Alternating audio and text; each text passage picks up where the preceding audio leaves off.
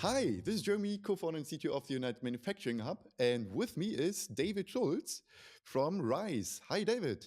Hi, how's it going, Jeremy? Good. So, for those in the audience, and I think also for me because I've never heard it, um, what's your professional journey? So, where have you been working before? And I know we've met on the Discord server, but it hmm would be great to understand like where you're coming from, what's your background. Yeah, no, great way to always start out. So I've been doing process control and automation for well over 25 years, might be approaching 30 at this point. So I guess I'm aging myself a little bit. And, I've seen a lot of technology that's come and go. And it's certainly an exciting time right now with all the things that are happening around what we call, Industry 4.0. But I guess in my career, my formal education is I have a degree in engineering. I also have an MBA, and I tend to make fun of MBAs a lot because we should be made fun of a lot. And so, going back to the automation and process control, I divide my career really up into three different phases. So the first phase, I was really, if we think about the automation level, that level one area where it was a lot of devices. So I was doing a lot of instrumentation and control valves and pumps, filtration, separation equipment, and mixers. A lot of the actual equipment that goes into, like I said, that level zero, that level one area, that's there. And I spent, I worked for several companies. I've worn a lot of hats, and of course, the upside of that is that I got exposure to a lot of different markets, and you get to see how a lot of different things are made and how they do things, and some of the differences, and some of the, many of are probably more similar than less similar. The next phase is when I started really just getting in and scratching the surface around PLCs, SCADA, um, and maybe some light business systems for doing basic process control, custody transfer, those types of things. But it was really more that level two, maybe some just maybe touching that level three. So we Hmm. talked about manufacturing execution systems and that hierarchy. So first phase was that level one, maybe a little bit of level two. Now moving into full level two, a little bit of level three, to our finally the last phase for about the last 5 years.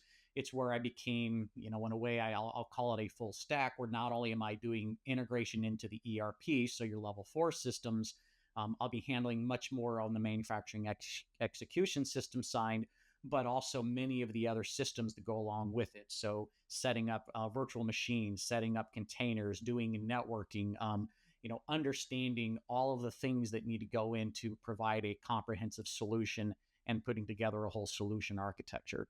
So, current role, as you mentioned with Rhize, I am a senior consultant with Rhize. Our company was envisioned as a headless MES. We like to talk about, we are practitioners of the ISA 95 standard, but our product we like to refer to as it's a manufacturing data hub. And we're mostly focused on, I would say, the events that occur within a manufacturing plant. But again, we use ISA 95. We developed the full, or we use it rather than as just a method to integrate. We want to use it as an ontology that describes your manufacturing process. So um, I guess I can say been there, done that. Had my hands on a lot of different hardware and software, and a really good understanding of how all the information needs to go back and forth to optimize and do all the things that manufacturers need to do in order to maximize their shareholders revenue.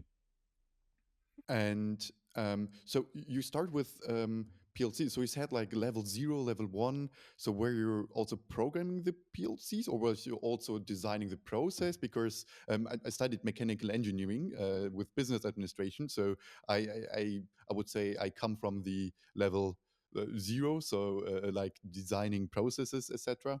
Was it also something that you did, or? No, I was not. I mean, I guess I would say I was never a process engineer per se, but I did spend a lot of time with process engineers because when we're in taking a look at solving problems, this is what I'm trying to do, what all goes into that. So while I'm not designing it per se, I'm certainly looking at what's the overall process flow. So we'd spend a lot of time on that.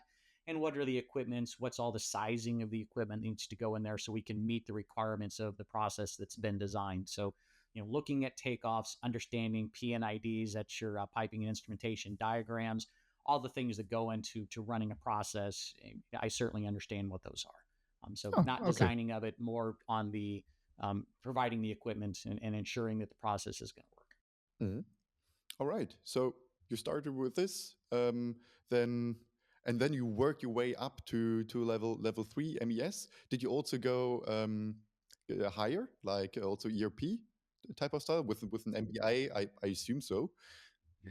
But the only thing I do with ERP is, certainly I have an ERP or accounting system, that I've worked with several, so I understand what's occurring in an ERP, and it's like many things, it's a portfolio of different applications. Fundamentally, it's your accounting system, but it has expanded to go through, or to handle many different functions within a business. And there's pros and cons of having more and more sitting at that enterprise level, but actually specific work with an ERP, deploying ERP, anything that would be technically, it's mostly just integrating, getting the information out of the ERP that's needed in other levels of the manufacturing process. Mhm. All right. So let's talk, I think, about the most interesting topic, data contracts. I remember the last time we talked about you together. It was you mentioned the word data contracts, and I was like, "Wow, that was really a good concept that I didn't know Mm-hmm. before." And I even decided to write a blog article about it Oh, because I cool. think there's a lot of stuff coming together at this point. And yeah, so you introduced it to me the topic, so maybe you also start by explaining a little bit what are data contracts, and then we can talk a little bit about it. Yeah, no, great topic. I don't know that it's a, data contracts gets used a lot. It's something that we do because, ultimately we're trying to get information from one system to another system. How do we do that and ensure that it gets there? So when you think about contract, and it's from a legal standpoint, you have contract law, and there's three fundamental elements of that. You have your offer, you have the acceptance, and then you have the consideration. Now, there's also other things that go along with that. There's performance of the contract, so we'll bring in that fourth just to make sure that it's all there. So it could be a, for instance, of you make an offer to, I am going to sell you United Manufacturing Hub, and are going to accept that contract as that your client has decided, yes, this is absolutely the best way to move forward and solve all the problems that I have now, as well as the future problems. And then, of course, you're going to perform all the work. You're going to confer that license to them. And then, of course, they're going to provide consideration, which is generally money that's there. So that's the offer, that's the acceptance, and then there's the consideration, and of course, the performance of the contract. In data, think of it much the same way, of that I am a system and I have a certain amount of data. And when we start thinking about event driven architectures, where we now want to have something that event that is now going to be part of my offer, it's every 5 minutes, or when this event occurs, I am going to provide this information. And you on the other side of that system are going to say, I accept that offer. And then, of course, the consideration in this case would be just the value that provides the overall business, or like I mentioned earlier, the stakeholders. There's some amount of consideration that's there. And then, of course, I also have to perform against that contract. So when that time occurs, when that event occurs, I need to ensure that that data, as I agreed in my offer, that I'm going to perform against that contract, and we're not don't become what's known as breach of contract. So if you think about a data contract, much the way we think about legal contracts, I think it helps to make a little more sense about what it is we're trying to do here. So what goes into this data contract is that, and this is where we start getting into the semantic data models of, there is information that I have, but I don't want to provide it willy-nilly. I want to provide it in a way that is structured. We call these the semantic data models, that whenever I give you this information, it is always going to be in this format. And part of that contract might be ensuring delivery of that particular data. And why that's powerful is that is I think we're going to talk a little bit about just the unified namespace and how we utilize that. It's, I'm going to consume that information. It's going to reside on some kind of topic. I have the expectation, I have reliance that you're going to deliver that information in a way that I can process it. So now on the other side, it's, I have accepted that contract because I'm going to take that information and I'm going to do with it what it is that I need to do with it.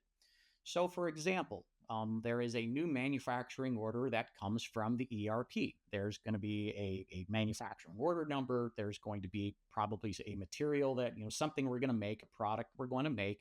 There's a quantity. There's probably units of measurement of what it is we're going. There could be a bill of materials that are associated with it. Mhm. There's all kinds of information that resides in my ERP.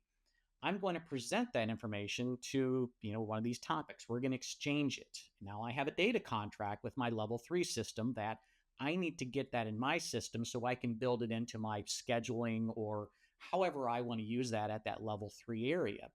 I can do this dynamically that now if I am subscribing, if I'm a participant in this data contract, that I can take it. I know all the information that's come through this data contract, and I can do with it what I need. So I can start building in what are all the work orders that I need to do, or manufacturing orders, or however they get referred in your manufacturing environment. Mhm.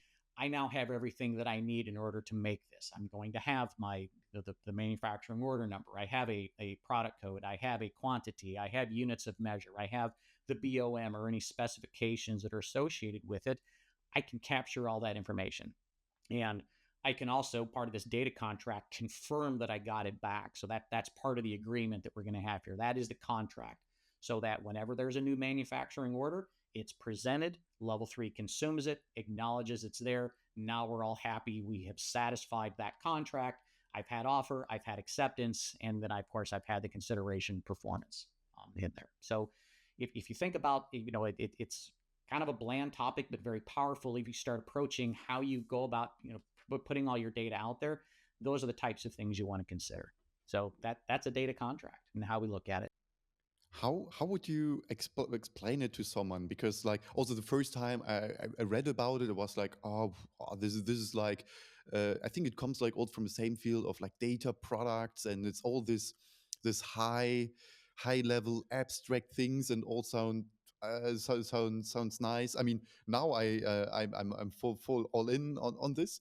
But how would you explain it to someone to make it a little bit more, yeah, that you can get a little bit more grasp on it? Sure. So if you think about, I mean, we'll go back down to that level 1, level 2 area where, maybe I have, very common in manufacturing, I'm going to have an OPC server, or I'm going to have some repository that has data. There's, generally speaking, and I'm going to, I'll allow some latitude here. It's very unstructured. There's not a lot of information. We're going to call it a lot of tags and information that's in there. It's very difficult to do a data contract with that because there's not necessarily a structure that's been put in place. So I is just my own little tag. That's all I know. As I present it, it's very difficult for any other system to want to use that. So we're going to start modeling this data into these data models. So instead of having all of these tags, and for people who have seen me before, I have motors, I'm going to have pumps, I'm going to have compressors, I'm going to have mixers and utilities, or I could even have production processes. I'm going to model that information to where I can create this data contract because they're part and parcel, two sides of the same coin, or two sides, yeah, of the same coin. Excuse me. Um, where I can't, if I have semantic data, I can also do a data contract because now it allows me to present that model to other systems. So really, it comes down to it's the power of modeling the data that I can now put in a contract to where other systems can consume it. And I know before I even go to get to receive this data, I already know what I'm going to get. It's, here in the US, it's every day I walk out, I'm going to have mail in my mailbox because our mail person has dropped off mail in our mailbox. That's just part of the contract. I know it's going to exist when I go out there. I've trusted that, and I know that the information is going to get there. If I have mail that I want to send, I can put up my little red flag and let the mail carrier know that I'm going to get there. So, that's really what the data contract is all about, is just ensuring that there's delivery of information that my system has that your system needs. And I think that's really, if you think about that data and how you want to exchange that data, if you put that in context of a data contract, that's how you want to approach it. But isn't it two things? Like there's data country. So let's take the OPCUA sample. So you have um, as far as I understood it, if you just have text there, you could already build a data contract on it. It wouldn't, even without modeling, it wouldn't be a very useful one because it but Yeah, exactly, exactly. I mean, so I mean, really, it's I like to use both of those topics together of modeling the data and having the data contract because it's much easier to provide a, I'm going to call it the product. My offer has greater value to you rather than just being flat. Could you do a data contract? It's, absolutely. I mean, when you think about it at its core, there's always this inherent data contract that always exists, that I'm going to subscribe to that tag on that OPC server and I can do something with it. But the thinking here and the idea is that I'm going to have a payload of all these values that are predefined. So all the information that I need is already there. That's really what you're trying to get at here with the concept of it. So, think about, how can I increase the value of my tender, or in this case, the value of my data, to have a more valuable data contract in exchange of this information. what I find also interesting is because if I were to put myself into like a technical person, like I'm like it's my company has like a team of like 2 or 3 people in the company that do everything. It might be like, oh, why do I need to do this? It's, I can just take the data and just push into a database. No need for data contracts. I looked the last time we talked. I looked it up, and it comes like from this big data architecture world. And then I also understood, when I think it's, but please correct me, when it's the most relevant is if you have really a lot of departments working with it, Mm-hmm. because if you're like a single person or a small team, like it's very easy. I mean, it's still useful, but data contracts. But I think it really shines when you have like large organizations there, because imagine now you're like a data scientist and you get data out of it, and it's in your data lake, whatever. You want to do analysis, and suddenly, so you build a nice dashboard, you want to present it management, and you're just in the management meeting when suddenly there is no data coming in anymore because Yeah. So someone in the somebody factory changed the floor, data, right? Yeah, because someone exactly, changed the data. And I exactly. think this is where data contracts are coming from. I think also historically, Mm-hmm.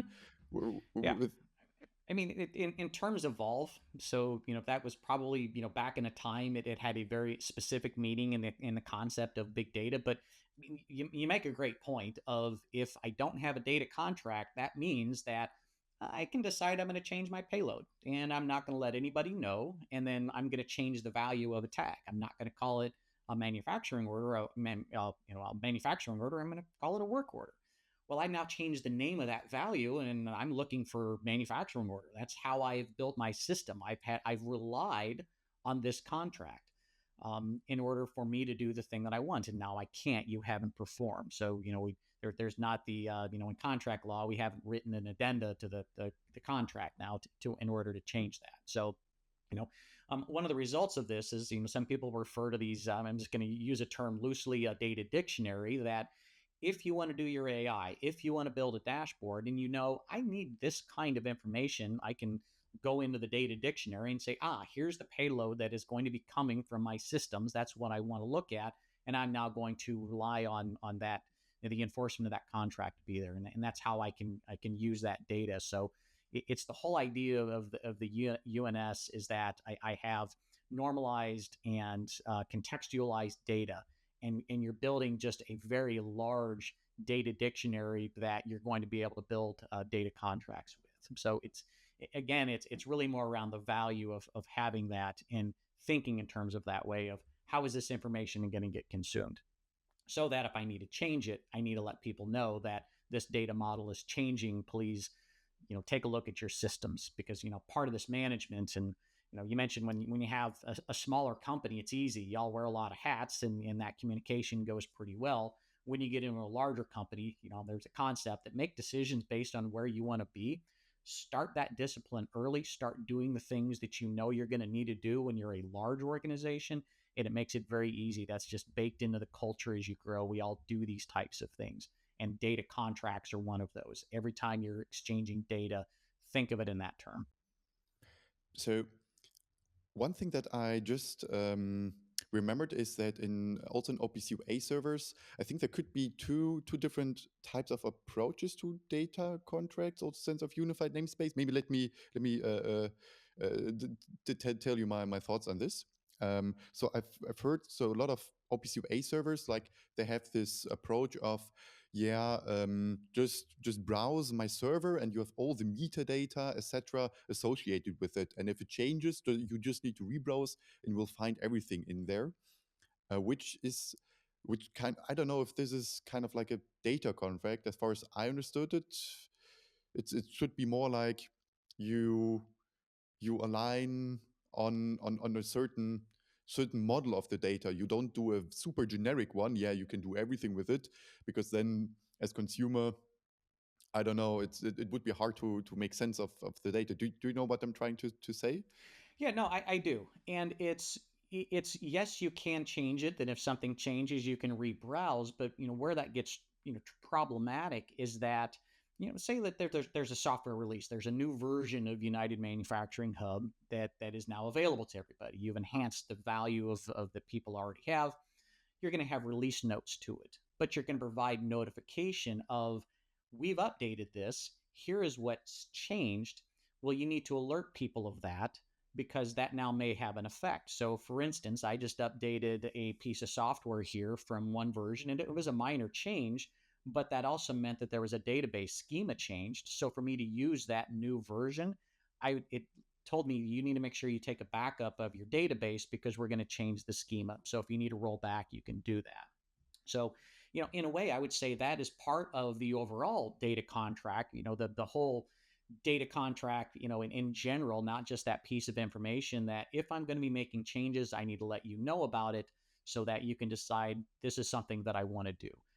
I can always go back and browse, but generally that's going to occur not because I read the release notes and go, oh, that's interesting, I'm going to change my system. It's usually something changed, something breaks. Oh crap, I got to fix this. So that's that, you want to avoid that.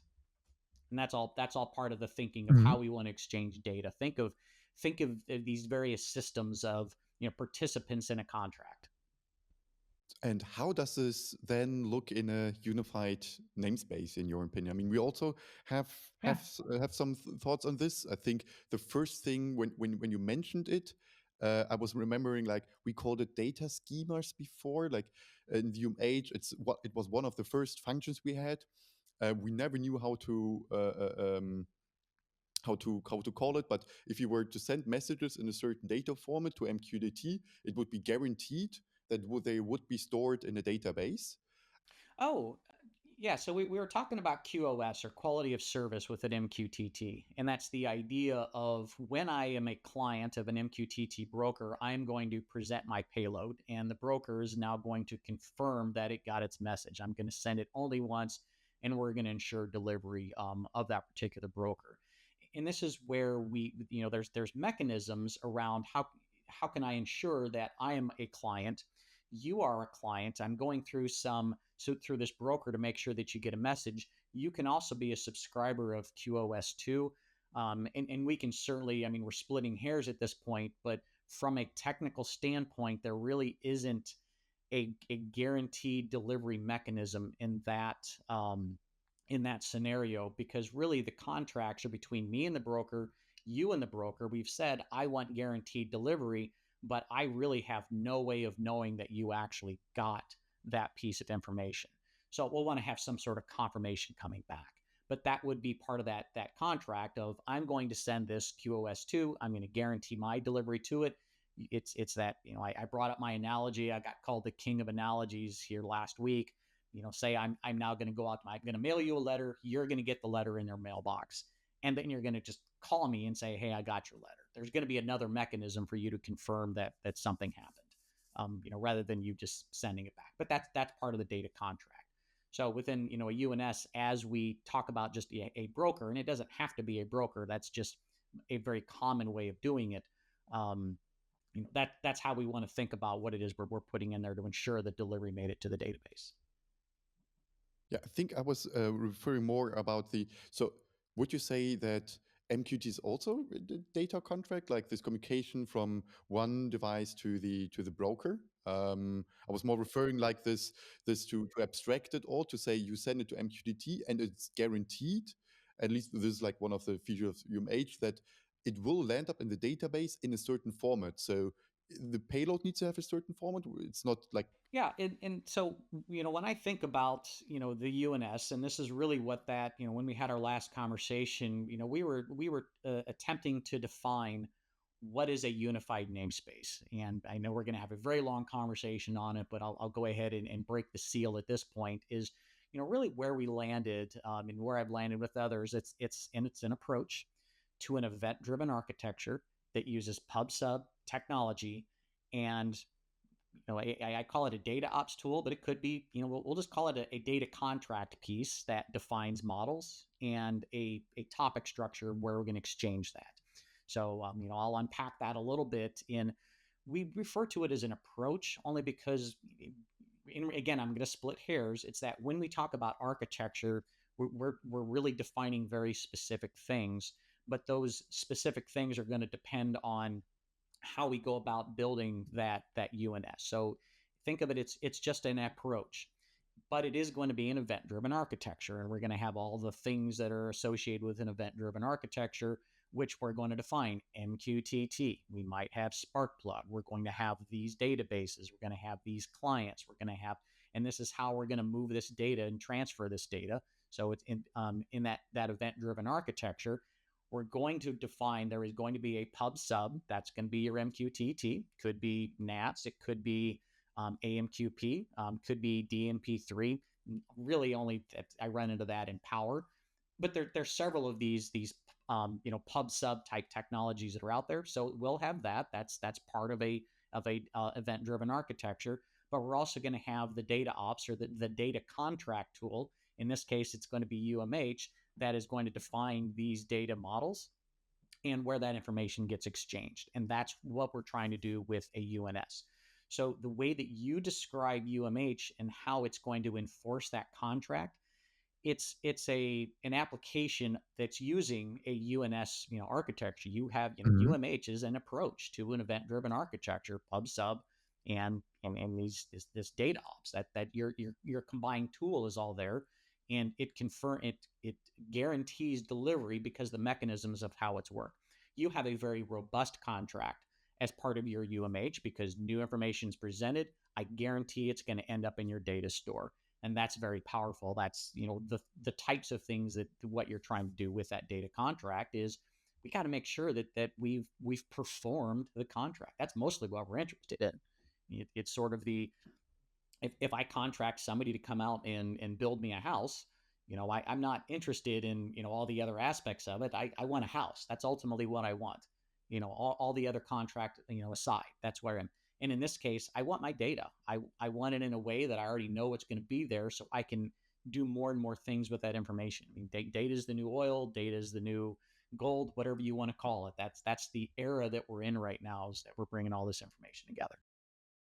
And so how do you then bring all the data contracts together? I don't like an example. Like we as UMH, we have like we talked about the story, and like if this is like one data contract, we're also going to have like a little bit more, but also it's not alone. Like also the customers, they have their own data contracts. So for example, I assume in Rhize you have for the ISA 95 model, so you get like a new work order. So you model it also, I would say, in a data contract. So how where would you put this? Put all of these data contracts so that you know it, because like it's not going to be one tool, it's also going to be multiple tools, multiple applications there. So what are your Yeah, I thoughts on that? mean, for both of us, we have a portfolio, there's a toolkit of the things that we want to do. So if there's an application that we're working on, the way that we're going to approach is that we know we're going to end up with an ISA 95 schema. So as we take the data that is there, part of the data contract that we'll take a look at is how do we take the information that we've been given, and for the sake of the example, we'll say that there's a very large JSON object that we get from the ERP. How do we take that information and map it into our schema so that we're following the ISA 95 schema. It's the ontology of how we're describing their manufacturing process. So there's a lot that goes into the data contract in this case of enforcement of the architects. The people that are building these solutions are going to model that data and get it into the database, the data storage, in a way that is easily retrievable. The reason why we use ISA 95 is because now when we go to retrieve, we've already predefined all the relationships of all that data. All those, those are semantic data models. Where it's a little bit different is we also know how those data models are related to each other through that ISA 95 schema. That's one of our differences and why we say we're a manufacturing data hub, because it's not just the data, it's the relationship of the data. It makes it very easy to retrieve later. So how we enforce it is that regardless of what tool we use to ingest information into our data hub, we are always going to follow the best practice of modeling the application, or designing the application, modeling that data, and then when we store it, we enforce that this model, this data, it requires certain pieces of data. So if you think about, like, say, a SQL database, I can say this value here is not null. I've defined it that way. I can't put something empty into that. That's how I'm going to enforce the contract. And that's how we do it, to ensure that when the data goes in, we know that the data is good data. It's in the right format. It has the right structure. And it's going to be presented in all the things that are supposed to be there, so that as consumers, there's the guarantee of that information being correct. And I guess one other aspect that we also have error handling, that if the payload comes in and it's not correct, we're actually going to raise an error and say, we got a problem here. Somebody needs to take a look at this. So even before it goes in, we're going to make sure that it's ready to go. And that's all part of this, the overall architecture. That's that data ops, or your data contract tool, maybe we'll just call it that ensures that the information is what it's supposed to be. And if there's not, hey, if there's in contract law, if there's an error, we certainly give people the opportunity to fix it, right? And how do you communicate this then? Because we also said that it's part for communication between departments. How do you communicate this? We're trying to do it with a good documentation, like exactly say, okay, if this payload is coming in, it's going to land up in the database like this.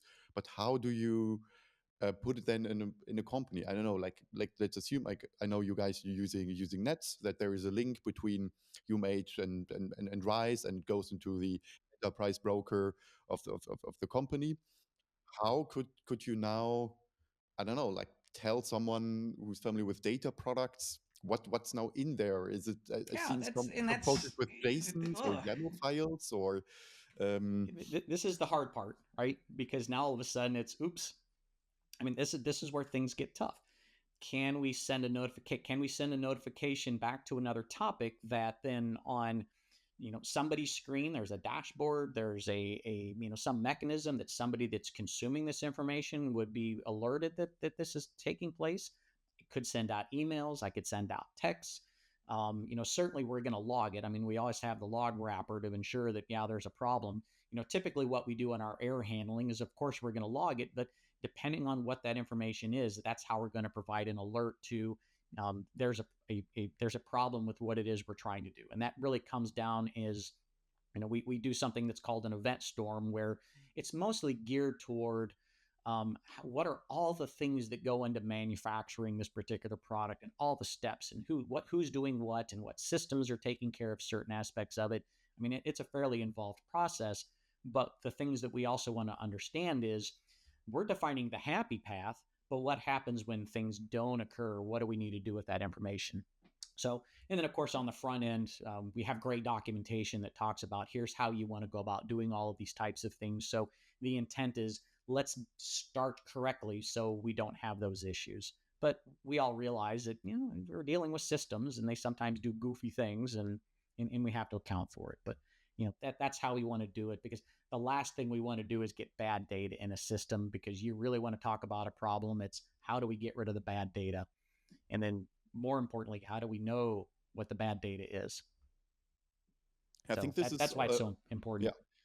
yeah. This is, I think, the hardest thing to maybe of data contracts, because there are so many special edge cases that are in there. Like you also talked about error handling. Yeah, what if there is now the ERP data coming in, but now the data is now malformed? So how do we put it now in an order, or how do we notify someone that he needs to look at this, do something manually? So it's all part of a data contract, but it's also you can only put it down in words on like a PDF Yeah. document or something.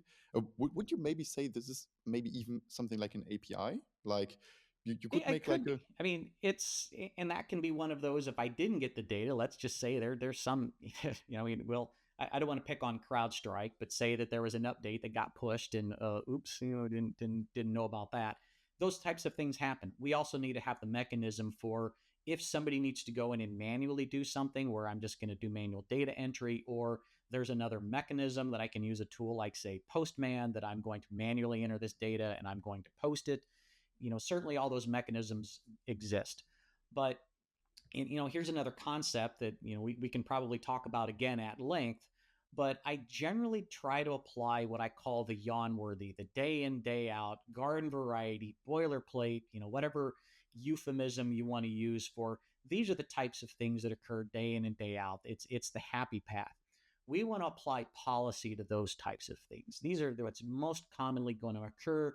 Let's design our system around those types of things. That this is so boring. It's a news story that whatever, that wasn't interesting. Policy versus the newsworthy, or the things that are out of the ordinary, things that don't usually occur. We're going to fix those with band-aids. We're just going to, you know what, we had an oops. Here's what we'll do if this ever happens again in the future. But if you try to design a system and put in and enforce a data contract, and you now want to think about all of the infinite possibilities, I mean, you're never going to get anywhere because there's all these different things and all these different scenarios. So really, where you want to focus your time is what's that finite list of the probabilities? What are the things that are likely going to occur? And just think through that, but don't get bogged down on it. And I've been in design sessions where we get into the weeds. Well, what about this and what about that? And then I finally just say, well, what happens if a big meteor hits? And then people get the point, and we move on. So those types of things happen. So getting back to it, something like an ERP having an update not available, doesn't get data, yeah, that's probably going to happen. Design for it. Could be an API, could be a manual data entry, but there's mechanisms for it. The important thing is that we are still going to enforce that data contract even in manual instances of this is how you're going to structure your data, this is what it needs to look like, and how it needs to get presented. I'm currently had the thought about how one could describe unified namespace, and also how other applications fit to it. Maybe let me try to explain, then you can comment on it. I was always Sure. thinking about, so we're always saying real event-driven architecture, etc., etc. But then also always, I think almost everyone would also agree there's some ISA 95 component in the unified namespace, at least the topic hierarchy, etc. So if I were now a customer and you want to, I don't know, like manage unified namespace, you would probably pull in like multiple applications, and each of these applications would need to provide the data contracts, because then you could, um, you as a customer could then manage it all together. You say, okay, maybe I have a maintenance tool. It provides this data contract. If data comes in via this messages, it will do these certain things and will give out these messages. So um, maybe unified namespace is just event-driven architecture with like one or multiple data contracts to it.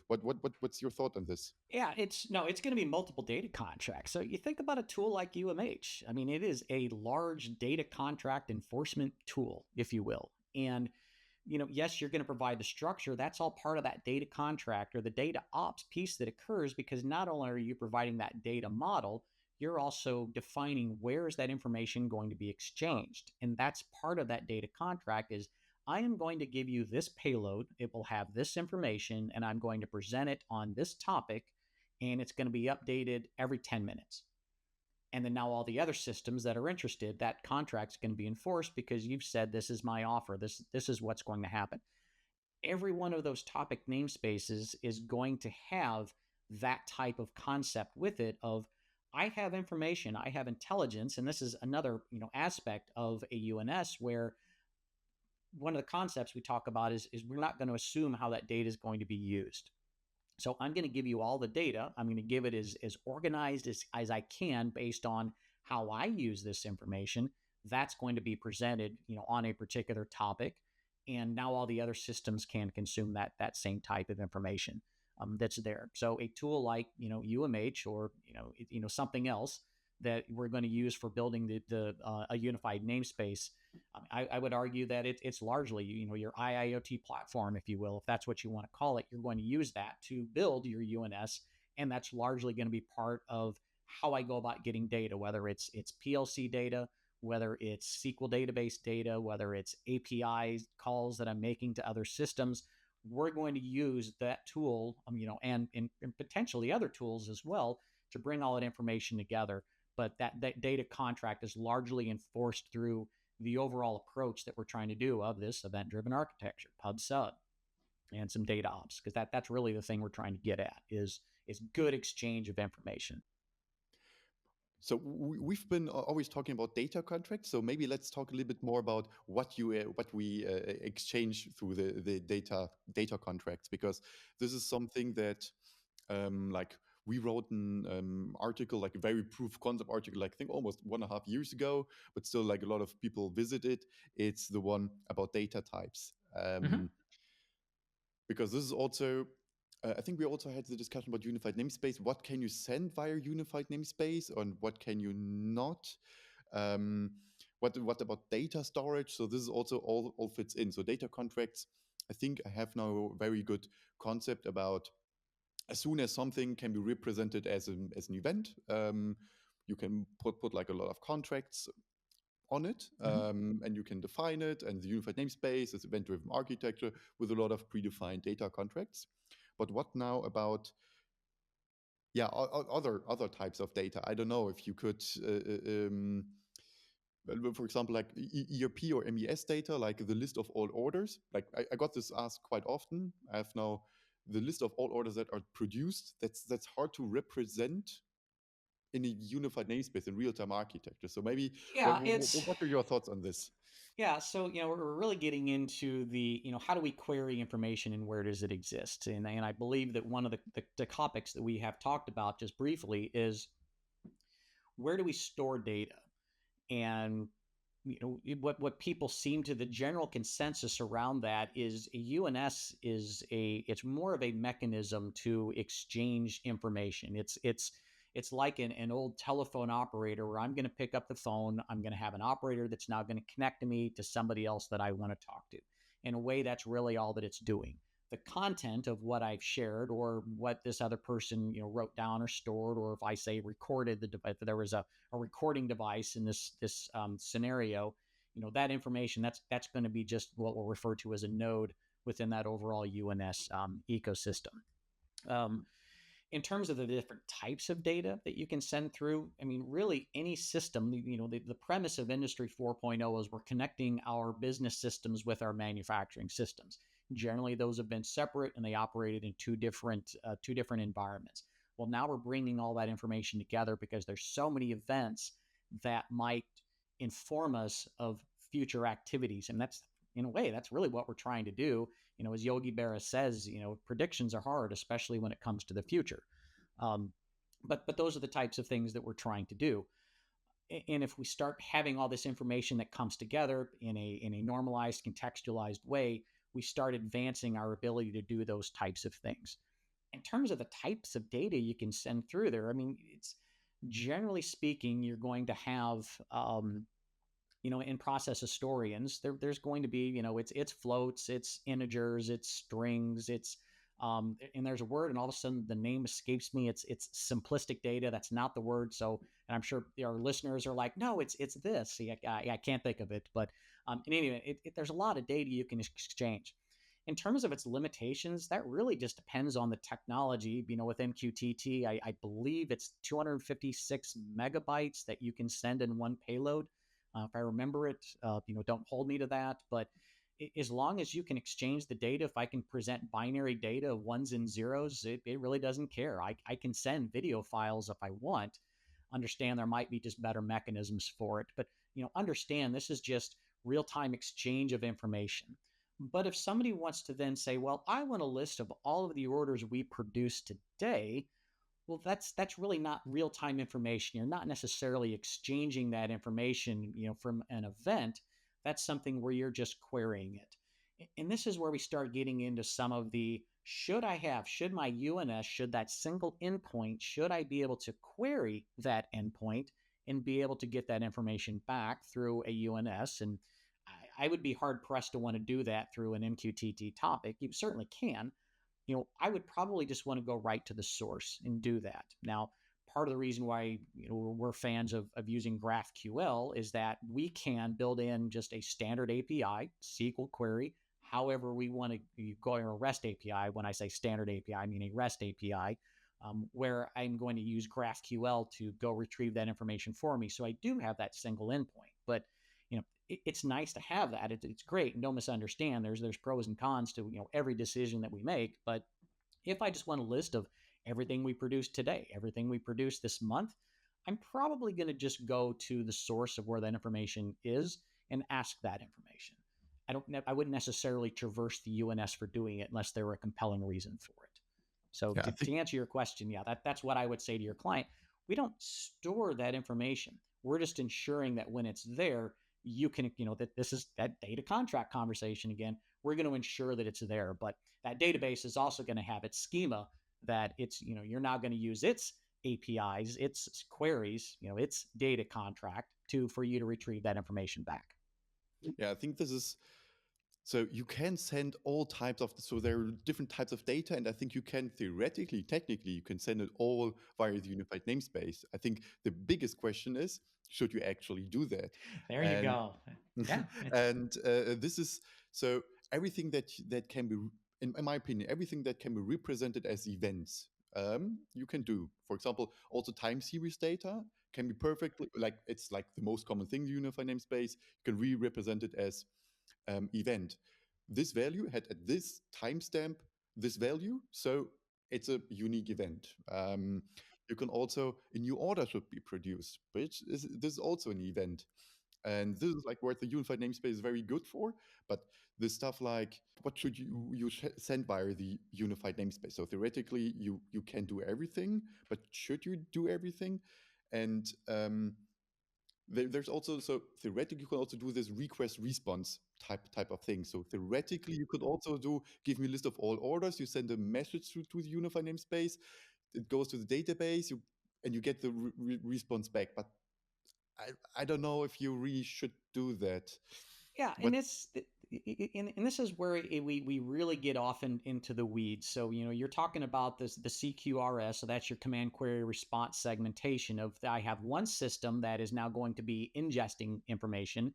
I'm going to have another system that is going to be responding to these things, and then we get into this what's known as eventual consistency, and this really gets into the question of, and it's all going to be application driven, of can I query my UNS? Now, if you have just it's an MQTT broker, and understand there's multiple brokers. There's just not just one of these.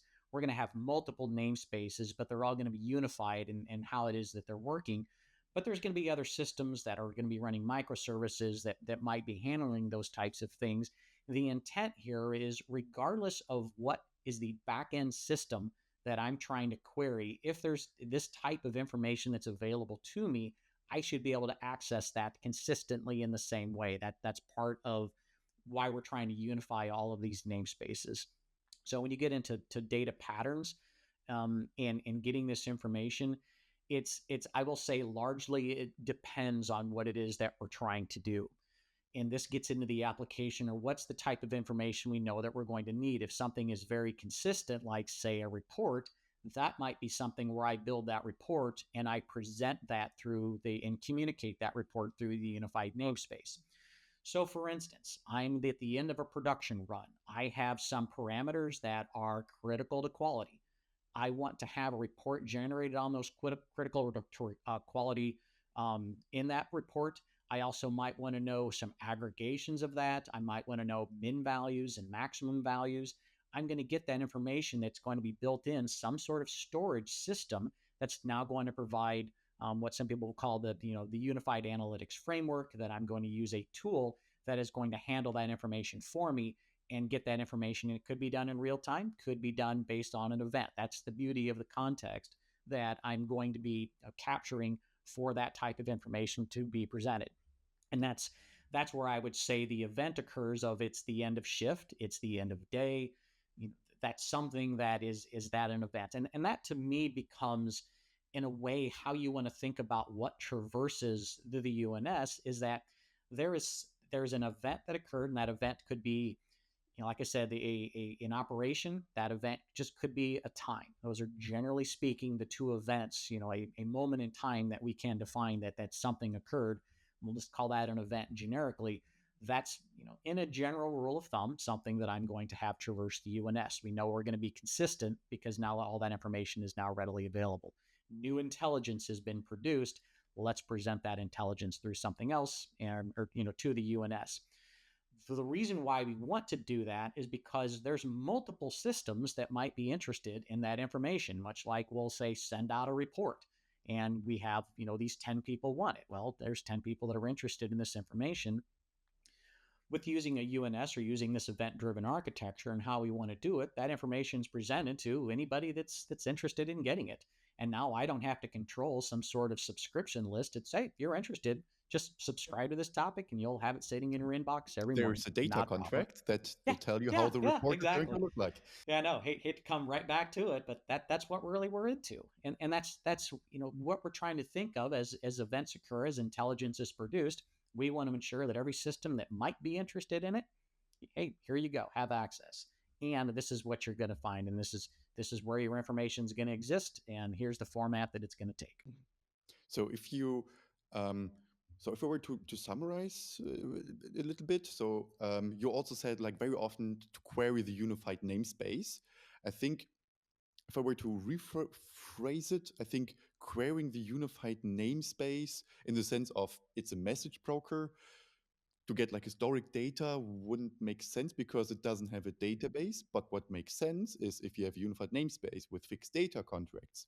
And these data contracts guarantee you that, for example, you get time series data in this format in this database from this endpoint, which is data contract, or you get like the list of current orders. I just assume now you can get them from Rhize.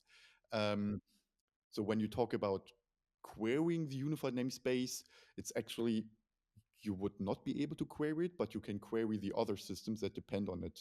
Have I summarized it correctly? Absolutely. And like I said, there can be mechanisms to where you can run that query through. I can now post I want this information. I know this topic is going to give me something back. So now I'm going to flag it. It's going to capture the endpoint where the information is desired, and it can go run its process and bring it back.